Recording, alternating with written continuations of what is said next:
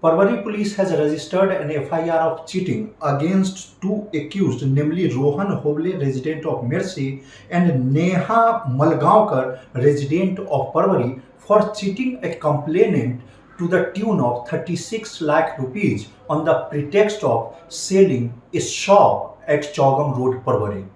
According to Porvorim police, accused duo induced the complainant's brother, who is presently living abroad, to buy that shop over the price of 36 lakh rupees, who over the time for last 1 year kept sending from abroad. But after receiving those money, accused failed to deliver that shop. Porvorim police has registered this FIR for cheating but has not arrested any accused, and as per law, notices have been sent to them to appear before investigation officer and to join the investigation. Mukesh Kumar for Prudent.